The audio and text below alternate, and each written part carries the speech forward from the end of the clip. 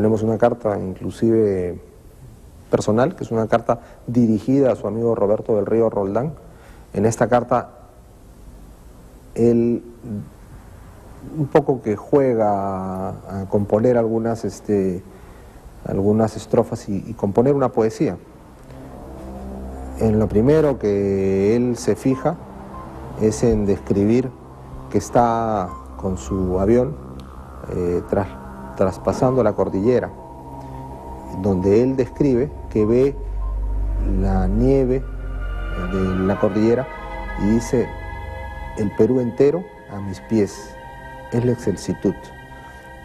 Ese texto posiblemente a poca gente se le hubiera ocurrido, menos a los 24 o 23 años.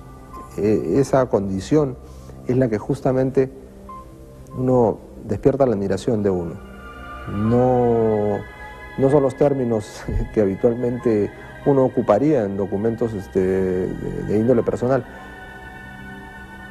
Como venida de mano de Dios, esa carta llegó y en la misma familia despertó emociones encontradas, ¿no? Porque nosotros inclusive decíamos, realmente era una persona vehemente, era un tipo vehemente, era alguien que quería lograr sus ideales. Ahora, llegar a cumplir sus ideales a costa de su vida es algo que muchos lo pensaríamos dos veces, ¿no? Eso es importante destacar. Su acción heroica fue reconocida por el gobierno peruano y se le concedió el ascenso póstumo a la clase de capitán de aeronáutica por muerte en acción de armas. A continuación, por el decreto ley número 16.126 del 10 de mayo de 1966, el Congreso lo declaró héroe nacional y se dispuso el 23 de julio, día del aniversario de su sacrificio, como el Día de la Aviación Militar del Perú. Él aspiró desde siempre a ser héroe nacional. De muchacho, no sé, yo digo soy héroe, quiero ser héroe. No sabe uno por qué lo dice muchas veces, pero lo repite. Y lo repite, y él lo tenía como obsesión. No decía quiero ser héroe, ¿no? Pero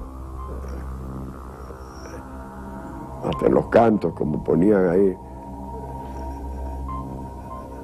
derribado, pero sobre el objetivo, todas esas expresiones que había. Y eso que hay en el canto que tienen de su himno, me parece que es el himno de los cazadores. Una parte en que dice, derribados, pero sobre el objetivo, de lo que al final se produjo.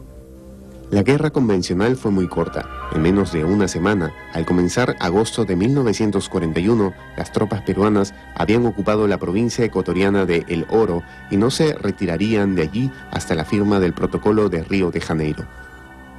Los americanos formaron un grupo de países neutrales que interpusieron sus buenos oficios para obtener una tregua y abrir luego una negociación. A ese grupo se sumaron la Argentina y el Brasil. Luego también se incorporó Chile. Los diplomáticos extranjeros exigieron que las tropas de ambos contendientes se retiraran 15 kilómetros detrás de la llamada línea del status quo. Sin embargo, el ejército peruano se opuso y el presidente Manuel Prado resistió la presión de los países amigos. La situación diplomática se estancó hasta fines de 1941, cuando la Cancillería brasileña tomó la iniciativa de arreglar con el Perú las pequeñas modificaciones deseadas en la línea del status quo y llegar a una propuesta. Así se llegó a la firma del Protocolo de Río de Janeiro en 1942. De acuerdo al embajador Miguel Bácula, la frontera definitiva entre el Perú y el Ecuador fue fijada en base a una realidad posesoria. Es decir, se respetó el territorio que de hecho cada país poseía antes de la guerra. Las modificaciones a la línea del status quo fueron mínimas y siempre incorporando compensaciones.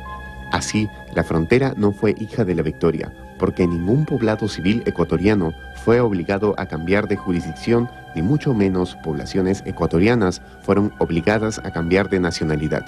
Por el contrario, en la más importante victoria militar obtenida por el país en el siglo XX, se ratificó el carácter nacional, generoso en la victoria y comprensivo con el país derrotado y yacente. Gracias a esta actitud, pudimos incorporar prácticamente todo el territorio en disputa sin ningún trauma, firmando una paz definitiva en 1998. La vida de Quiñones es un ejemplo de cómo las naciones y sus instituciones crean héroes. Su vida fue corta, vivió apenas 27 años. En ese lapso lo que encontramos es un joven oficial, sano, deportista, que se encuentra al final de su vida con un hecho inesperado, una guerra, y participa en ella heroicamente. Estando en una escuadrilla atacando una posición enemiga, cuando él le toca el descenso para el ataque, es alcanzado por el fuego antiaéreo. Su avión entra en llamas, entra en combustión, y en vez de no saber qué hacer, en vez de tratar de salvarse lanzándose en paracaídas, él se dirige sobre el nido de ametralladoras enemigo y muere ahí matando a su enemigo. De este modo, pues, una vida corta y un acto heroico e individual al final de ella.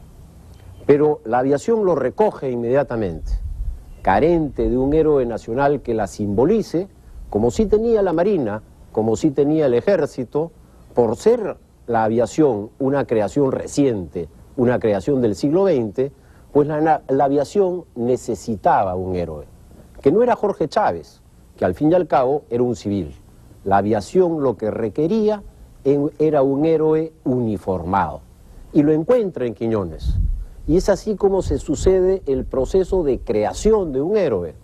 Se van a escribir biografías, luego habrán medallas con su busto, luego se inaugurarán monumentos, se designará a diversas instituciones y locales con su nombre. Hay un proceso consciente de crear un héroe, porque la institución lo que requería era un símbolo, un paradigma con el cual educar a las jóvenes generaciones de oficiales.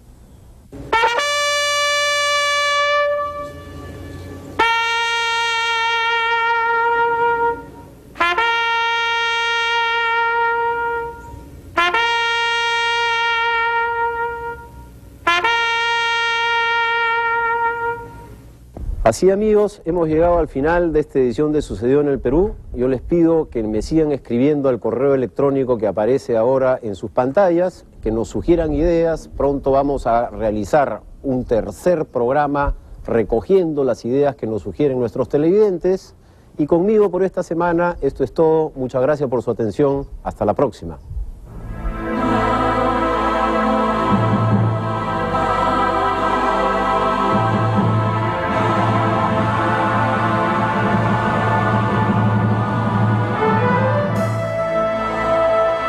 Va por usted, José.